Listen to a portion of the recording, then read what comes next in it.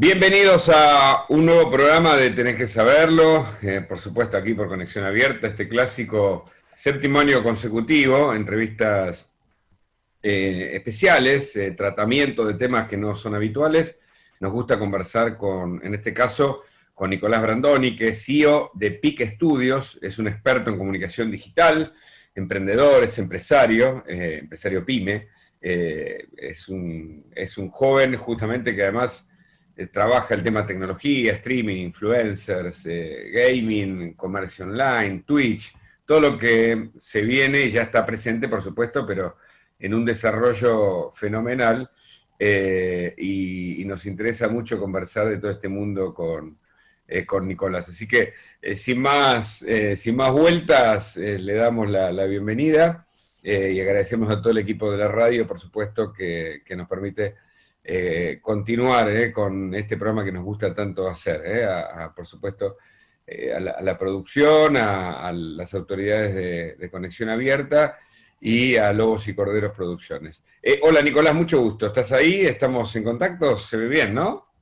Hola, ¿qué tal, Hugo? Sí, se ve muy bien. Yo muy bien, ¿y vos? Bien, bien, muy bien, viejo. Yo estoy, digamos que en este caso tu imagen me parece que como estás más habituado a esto, es muy amigable, y está bien en foco. Yo estoy más en la oficina clásica bueno, de lo que fue además, tras la pandemia, un modo en el que los periodistas, por ejemplo, nos comunicamos. Yo llegué a salir por acá así, en distancia o en distintos canales de televisión, o en distintos medios de aquí del exterior, pero menos ayornado que tu pantalla, que tenés ahí un tipo de cámara particular, ¿no? Se ve distinto, pero comencemos por ahí, ¿no? ¿Cómo te adecuás a esta idea de darle a la pantalla justamente un encuadre, colores o un fondo, una iluminación y todo lo que hace a esto que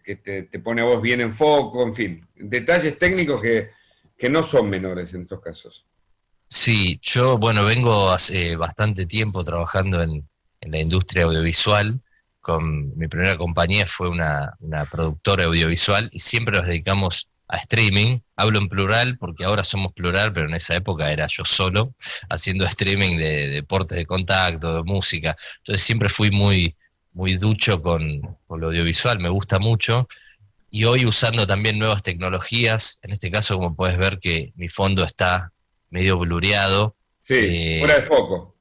sí, fuera de foco, y en este caso estoy usando un software de Nvidia, que es una compañía que hace placas de video, que con inteligencia artificial detecta tu contorno y difumina tu fondo, que es una función que algunas compañías lo tienen, como Google en el caso de Meet, eh, pero otras compañías no lo tienen bien implementado, digamos, entonces yo elijo usar esto, pero por una cuestión de gusto, ¿no? A veces hago transmisiones en vivo y está bueno que te vean bien, y bueno, nada, un poco por ahí Obviamente. va. Yo Sí. laburo, bueno, en los medios de comunicación, y en televisión. Hoy mismo estuve en dos programas de televisión más temprano, y nos pasa que el otro día, por ejemplo, en uno de los programas sacamos a una experta del CONICET, por un tema vinculado con la educación bueno, y cuestiones científicas, y estaba literalmente, no se le veía la cara. Yo no lo podía creer.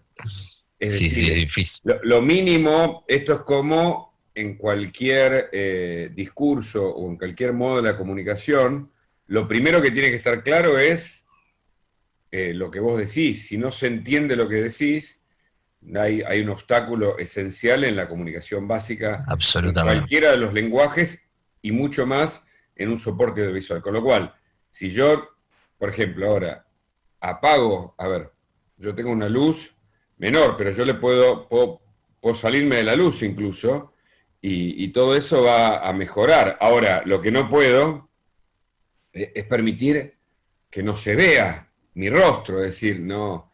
Entonces, hay gente que todavía no es consciente de esto, y hay gente que lo trabaja como vos haces, con una alta calidad. Claro, vos vendés esto. Y arranquemos por ahí entonces. ¿A qué te dedicas para contarle un poco más a la gente de cuáles son tus servicios? Y de paso, utilizás el espacio y el programa que después se viraliza como Sí, sí, modo sí, qué sé yo, se me ocurre si te resulta útil como modo totalmente. de acercarte también a otra gente, ¿no? Sí, siempre me gusta contarlo porque es interesante también cómo se dio. Como te contaba recién, yo fundé mi primera compañía hace 12 años, una ¿Qué edad productora tenés, Nicolás? audiovisual. Yo tengo 33. Ujú. Tengo 33 años y tengo dos hijos. Una de mis hijas, mi hija tiene 10 años, así que hice todo muy de joven. Fundé mi compañía casi al mismo tiempo que nació mi hija, un poquito antes.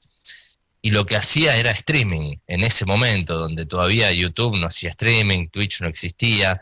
Entonces era un producto medio complicado de que la audiencia lo entienda y sin duda los anunciantes, bien, era como algo rarísimo, pero aún así transmitíamos los eventos de MMA y de kickboxing en todo el país. Y nos veía mucha gente en la transmisión en vivo, pero en Europa, Estados Ajá. Unidos, y acá no.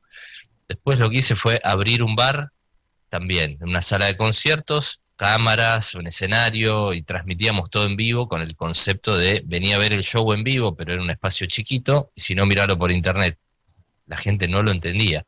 Las audiencias decían, ¿por qué canal sale? Quiero verlo. No había manera de hacer entender que era, ni siquiera haciendo una web súper sencilla de hacer clic acá, no entendían lo que era el streaming.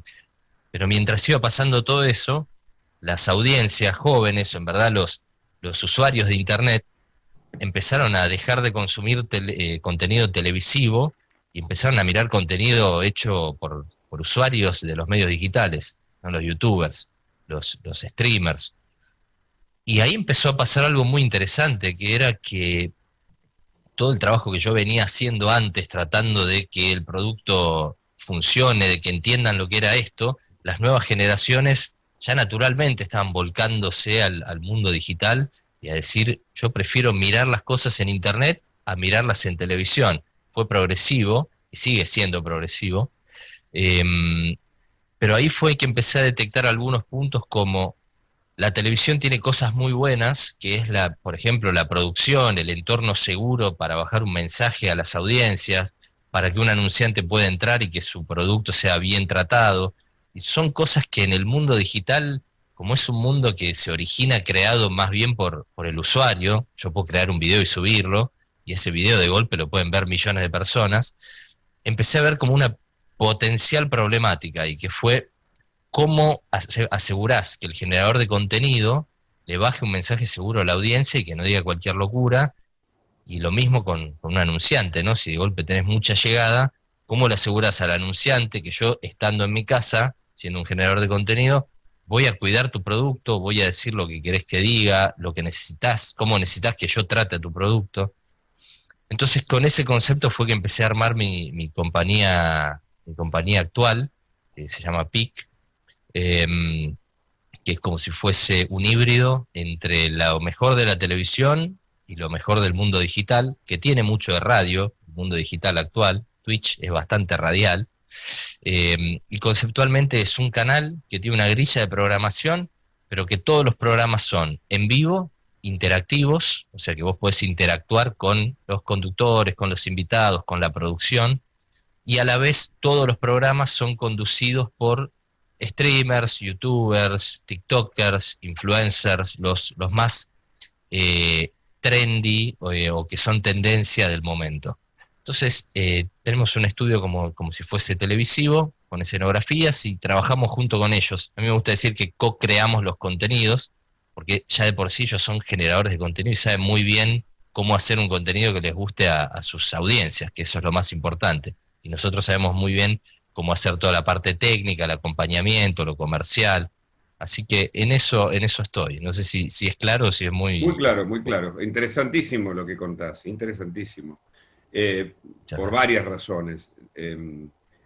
Mi carrera es a través de los medios, mi carrera sobre todo como periodista, como conductor de radio, de televisión, bueno, y después también, aparte me gradué en la Universidad de Buenos Aires, soy docente ahí, después estudié Derecho en España, en Salamanca, pero tengo con esto, tengo una vertiente en el mundo de la práctica muy concreta, laburo mucho de esto, laburo todos los días, pero por otro lado tengo un pie o una pata en lo académico y siempre me ha gustado, por eso te lo cuento, siempre me ha gustado el fenómeno de la comunicación. Soy profesor de historia de los medios, así que puedo contarte desde las gacetas de 1600 hasta lo que pasó en el siglo pasado y lo que pasa en este nuevo siglo.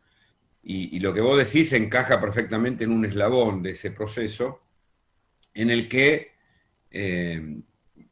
me gustaría agregarte algo, en el que todavía algunas diferencias entre los medios tradicionales y lo que vos proponés tiene que ver con esto de la garantía de los mensajes. Es decir, en los medios, las rutinas de producción tienen un procedimiento que pasa por distintas etapas antes de que algo sale al aire. Eso tiene un costo, ese producto tiene un costo final, y de algún modo la adquisición, la contratación de profesionales que se supone pasaron por una carrera universitaria o por una formación clásica, va a garantizar determinado producto que reúne condiciones de credibilidad, de noticiabilidad, etcétera, etcétera, que es como el lenguaje tradicional de los medios. Eso fue roto, de algún modo, en esta era que se llama posmodernidad, en donde la fragmentación y la aceleración son variables que entrecruzan todo este sistema que siempre fue inestable, pero que ahora está roto y se ha atomizado, con una nueva figura del llamado prosumidor o del ciudadano que graba un video, lo sube y resulta que cuenta la mejor historia, que eso es lo que hacemos los periodistas, contamos historias que pueden ser de un, no sé, de un hecho de dimensiones internacionales, grave, menor, o hasta una pequeña historia de un animalito o de un pequeño ente que pueda llamar la atención. Y esa historicidad que diría Karl Marx, ¿no? Es decir, el capitalismo es la historia social, el materialismo histórico, una historia social de acumulación.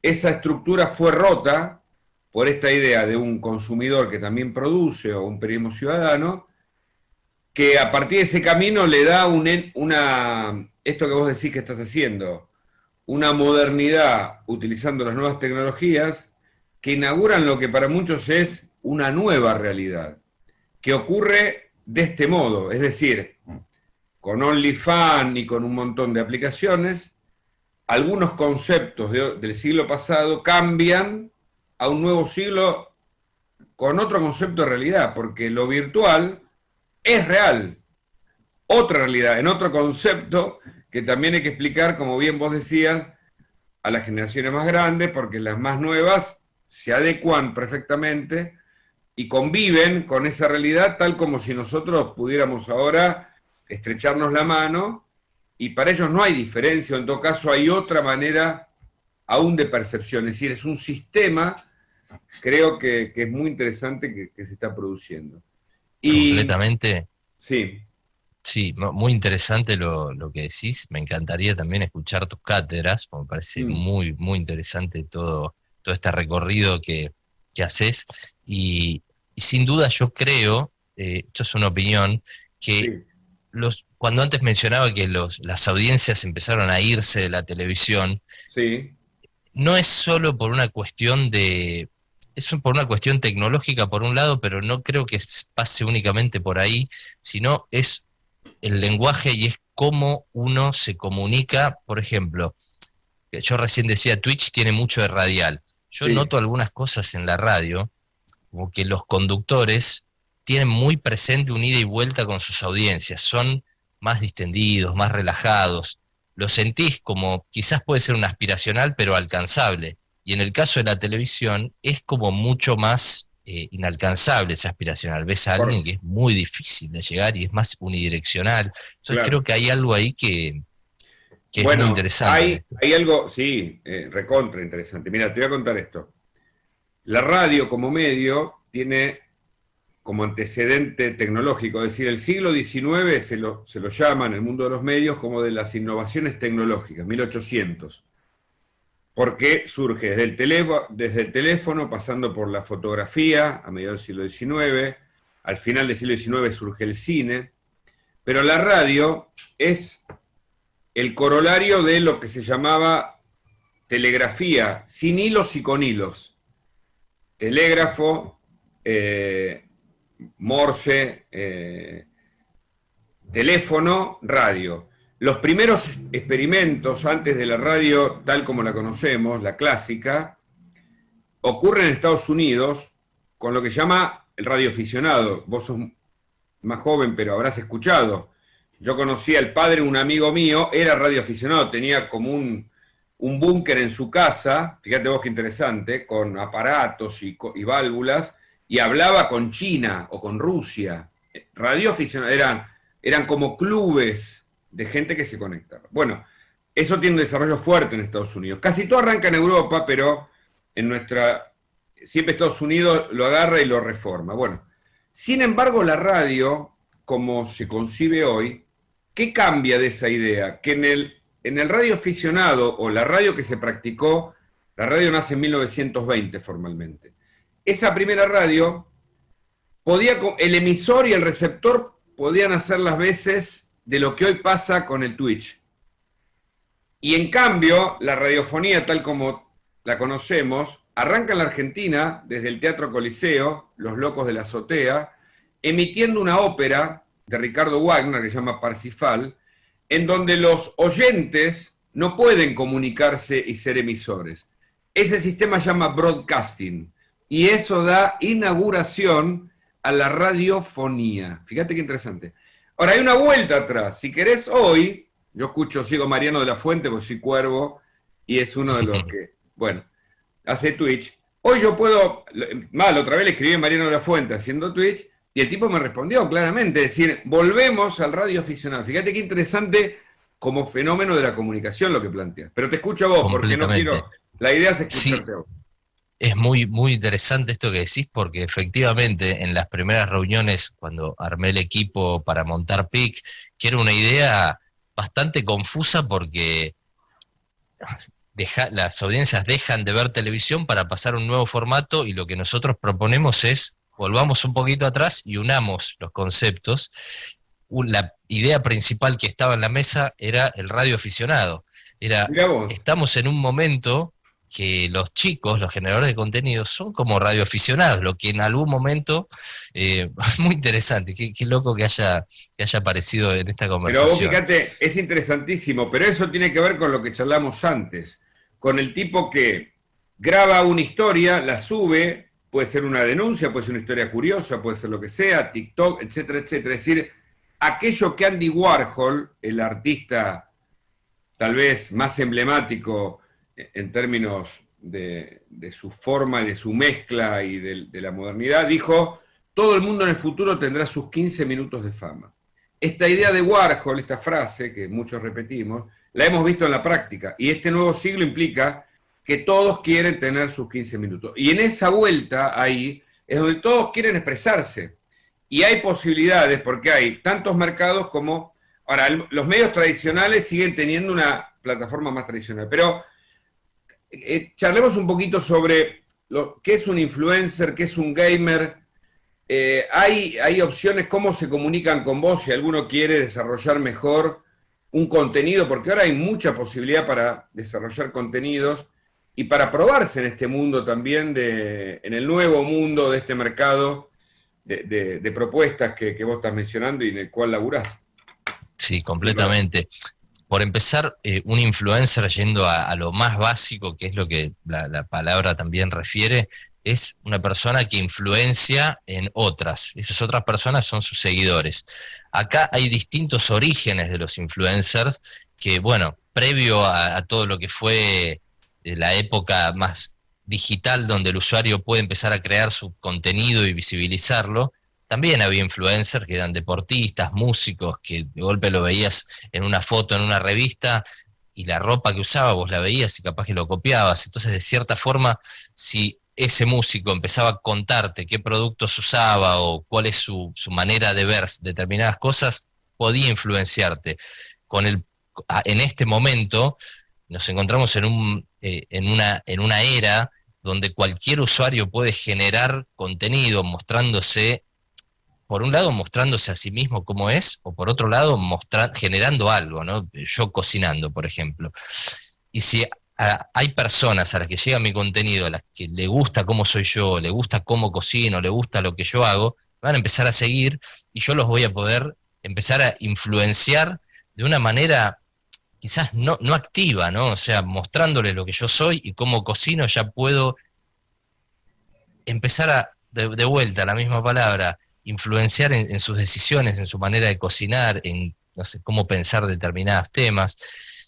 Y hay, bueno, distintas categorías de influencers, porque lo más común es pensar, bueno, un influencer tiene que tener muchísimos seguidores. No precisamente, o sea, así se origina todo esto, pero en esta última etapa, digamos, porque ya pasamos varias etapas de influencer, estamos en un momento donde quizás cuanto más seguidor tenés, menos credibilidad tenés vos como que te estás mostrando genuino. O sea, si yo tengo 50 millones de seguidores, paso a ser una especie de algo aspiracional, que sí, me encanta lo que haces, Sí, una pero estrella. no sé, claro, exactamente. En cambio, si tengo 9.000 seguidores y esos seguidores son activos, eh, Lo que lo que llaman yo publique, comunidades, ¿no? Como generar exacto, comunidad o generar...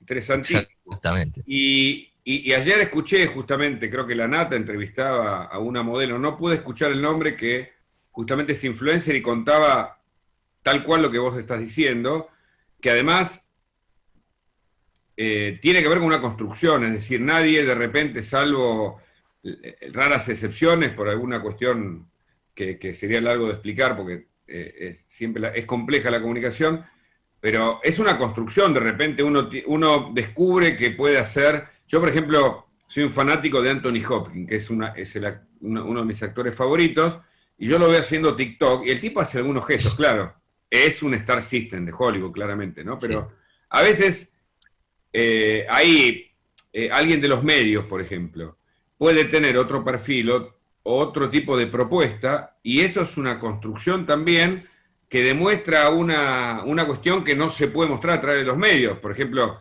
yo en los medios tengo que cumplir determinada normativa que responde a esta estructura de la cual hablamos antes. Entonces, no puedo hacer determinadas cosas, por más que a veces me afloje un poco, pero tengo que estar en un contexto y respondo a una expectativa que dice de mí determinado, que espera de mí determinado como conductor, como periodista, determinado formato. En cambio, acá hay como más, es más flexible, ¿no? Este mundo, me parece.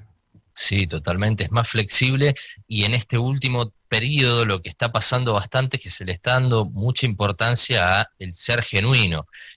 Las personas quieren verte a vos, no quieren ver a quizás tu personaje que capaz que en una película o en la televisión te pueden ver y les gusta, pero en el momento en el que están en tu red social, te quieren ver a vos, quieren tener un diálogo con vos. Y si vos estás en un personaje, capaz que también te siguen, pero no te siguen como influencer, te siguen como generador de contenido, que no es lo mismo. Muy bueno eso. Me encantó, Nicolás. Escúchame, hablemos un poquito de los gamers, porque esta entrevista, vos sabés que creo que es un apéndice. A mí me recontra interesa este tema, así que vamos a hacer una serie de notas, si estás de acuerdo, para ir conversando, porque hay mucho para hablar. Es decir, uno puede hablar, por un lado, de contenido, por otro lado, de tecnología, por otro lado, de la combinación de ambos aspectos, por otro lado, de los desarrollos comerciales alrededor de todo esto, es decir, es muy amplio, y se me ocurre que no podemos abordar casi nada de toda esta complejidad. Pero sí hablemos un poquito de los gamers. Te contaba que soy profe en la UBA, y uno de mis grupos, yo doy, digamos, divido la cátedra, o sea, la comisión de alumnos, se dividen en grupos y hacen distintos trabajos. Mirá, este año uno de los grupos eligió OnlyFans, Ujú. porque conoce a muchos que, ¿viste? Y otro de los grupos eligió Gamer, fíjate vos, no me había pasado Sí. con años anteriores de estudiantes universitarios. Y este chico de los gamers conoce todo ese mundo y yo estoy fascinado también porque me cuenta un montón de cosas y yo sé que vos estás ahí. Me metí un poco en tu página para mirarla antes y me pareció súper interesante también. Contame un poquito. Bueno, los gamers, lo que se cataloga como gamer es cualquier persona que juegue a un juego digital. Por ejemplo, Candy Crush, si vos jugás al Candy Crush en el celular, que fue muy famoso hace varios años, Claro. estadísticamente ya sos catalogado como gamer. A partir de ese momento, claramente, con el tiempo, las generaciones jóvenes fueron todos volcándose para el lado del gaming. Antes quizás eran más ¿Cuál juegos es de la mesa, otro diferencia tipo. Sí. cuando vas a hablar del gaming? Eso. Eh, sí, sí, sí. Antes quizás vos jugabas a distintos juegos de mesa o juegos en la calle o, bueno, distintos tipos de juegos y hoy son digitales. Entonces, todo lo que es juego digital se lo considera gaming. Y hay Correcto. muchísimos juegos. Pueden ser de estrategia, pueden ser de disparos, pueden ser de juegos de mesa, pero digitales. Y hay una rama del gaming que se empieza a profesionalizar, que es determinados juegos, ¿no? Juegos de estrategia, juegos competitivos de lucha, de carreras, algunos de disparos, que en algunos casos se juegan en equipos, en otros casos se juegan solos, y eso hace ya varios años se empezó a profesionalizar, lo que significa que se empezó a armar un ambiente competitivo en donde los jugadores se empezaron a esforzar por ganar, se armaba un equipo, yo me llevo bien con vos, bueno, juntémonos, compitamos contra este equipo, empezó todo muy amateur y ya hace varios años se empieza a desarrollar todo lo que son los deportes electrónicos que parte un poco de ahí, ¿no? Equipos que se van armando y van compitiendo por premios, primero barriales, después zonales, y bueno, ahora ya estamos en una etapa donde los deportes electrónicos son algo fuertísimo que está llegando al nivel de los deportes tradicionales. Pero me estoy yendo un poquito al gaming y estoy pasando a la parte profesional, digamos, del Correcto. juego. Háblame de ese subgénero, no sé cómo llamarlo, del mundo de las reacciones, que está también ahora, por ejemplo, como yo soy fanático de San Lorenzo, fanático, soy hincha de San Lorenzo, pero somos muy apasionados. Ayer miraba a los seguidores que tengo, que los sigo a muchos por YouTube, a otros por Twitch,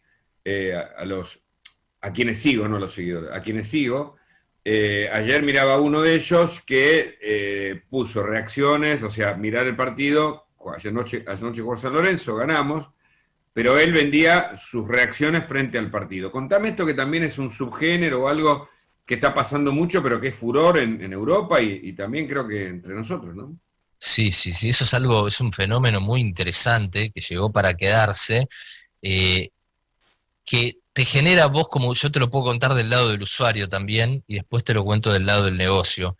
Sí, Eh, del lado del usuario, yo quizás cuando yo empatizo con alguien, yo te sí, sigo mucho a vos sí. y empatizo con vos, me gusta cómo opinás, Sí, somos sí, muy sí. parecidos en pensamiento, entonces entre mirar un video solo yo mirando el video o el partido, y mirar el partido o el video con vos, posiblemente prefiera mirarlo con vos. Y si Correcto. bien no estamos Está buenísimo. interactuando a veces, Está muy bien eh, explicado, muy sintético, muy bien explicado. sí, Está pasa por bueno. ahí. Es Y decir, ahora del lado, la sí, palabra es, o sea, es como mirarlo, o sea, es lo que antes decíamos, che, no sé, me acuerdo cuando en algún momento en el mundial, viste, uno cambia la tele y le dice a la familia o a los amigos, vamos a ver el exacto, partido argentino, yo lo ves todo en el living, viste, compartís, que es una picada, lo que sea. Es lo mismo, pero virtual, de algún modo. exactamente, completamente, sí. Qué bueno. Y para poner un ejemplo, este es el año del Mundial Claro. y es complicado el Mundial con el tema de los derechos digitales, porque los derechos son más bien televisivos, en el caso del audiovisual, ¿no? Entonces nosotros, por ejemplo, que vamos a ir a cubrir el Mundial, ¿qué es lo que hacemos? Llevamos streamers y no mostramos el partido. Únicamente mostramos a los streamers en cámara hablando del partido. Entonces vos como usuario vas a tener la tele con el partido y vas a tener tus streamers o influencers, TikTokers hablando con vos. Entonces, imagínate, es una reacción que ni siquiera te está mostrando el juego. Me parece súper interesante. Te propongo que hagamos una segunda parte, si tenés ganas o podemos Canta, sí. lograrlo, porque tengo muchísimas preguntas para hacerte. Entre ellas, te hago una para ir cerrando esta primera entrevista. Me parece muy interesante. Además, explicás muy bien, Nicolás. Tenés una virtud que no es fácil. Cosa que en periodismo nosotros decimos que el editor, finalmente, sobre todo en el mundo de la gráfica, el editor es quien titula en general, porque logra un poder de síntesis, es decir, logra viste, la abstracción se trabaja a nivel universitario, es decir, vos te salís de lo concreto a un mundo abstracto. Entonces el editor es capaz de poner en un título un montón de cuestiones que otro no puede hacer por su inexperiencia, por su falta de criterio, por su falta de horas de vuelo. Entonces, quien logra sintetizar mejor es alguien que trabajó desde la abstracción todo lo que es complejo, pero es capaz de meterlo en un título, ¿no? Este Totalmente. editor, que es el tipo que en general es el más grande de todos, en una redacción, en un canal de televisión, es el tipo que, viste, logra decir en un título o en 4 palabras lo que otro necesita un mundo de letras o de palabras o de lenguaje para poder desarrollar. Y creo que explicás muy, muy bien, y entonces resulta más interesante la entrevista. A mí por lo Muchas menos. gracias. Muchas Eh, gracias, Hugo. Muy halagado de que me lo digas vos también. bueno, pero es francamente así, ¿eh? Y te quería preguntar, este mundo en el que vos decís, yo voy a ver voy al mundial, mejor dicho, llevo, bueno, influencer o gamer Sí. por el tema de las reacciones, quiere decir que más allá del evento mundial, hay un mundo comercial ahí, es decir, hay una posible exploración. Pienso también en los jóvenes que por ahí están y no saben qué hacer, pienso en fenómenos de la música, del arte, de la cultura en general. Sí, sí, sí, hay un mundo comercial que está creciendo bastante, o sea, tenemos si vamos a estadísticas en inversiones en todo este mundo del streaming, un crecimiento del 13 a 15% año a año, es una cosa altísima y que viene ya hace varios años y manteniéndose en ese número. Eh, la realidad es que está todo por explorar por una cuestión, por un lado tecnológica, lo que antes era el PNT, quizás, que bueno, este es el momento de tal anuncio, hoy también se hace eso, quizás un poquito cambiado, es haciendo entrar al producto de una manera no invasiva en este caso, la reacción. Yo estoy mirando el mundial y estoy tomando X producto y con ese producto alrededor mío, no sé, hay una escenografía que acompaña. Y ya eso es un anuncio efectivo. A partir de ahí podemos usar todas las herramientas que llegan a un punto de que vos cliques en el producto y te lleve a comprarlo en el país que estés. Pero todo eso se está explorando porque es muy nuevo. Eh, Así que hay un mundo muy, muy excitante por delante. Excelente, Nicolás. Para la próxima voy a ordenar algunas inquietudes que me van quedando, porque como te digo, creo que cada uno de las ventanas que abrimos o de las puertas, para mí es un mundo interesante de ser conversado y creo que una posibilidad mutua para que esto llegue también a más gente. Contanos ya para cerrar, ¿a dónde te ubican? Si alguien está escuchando y mirando y dice, ¿cómo doy con Nicolás? Me gustaría un asesoramiento, me gustaría conversar con él, una entrevista eventual, me gustaría saber más. ¿Dónde te ubican? Bien, yo uso mucho Instagram, que mi Instagram es nbrandoni, y también Twitter en menor medida, pero es Nico Brandoni. Excelente. Bueno, Nicolás, hasta acá por hoy. Si la semana que viene podés, seguramente Brandon coordina una nueva oportunidad y nos damos un rato más de conversación para ir dándole forma a algunos temas que me parece que son interesantes y sobre todo le puede interesar a mucha gente, así como me producen a mí interés e inquietud en lo personal. Gracias, Con ¿eh? muchísimo gusto, Hugo. Muchas Bueno. gracias a vos.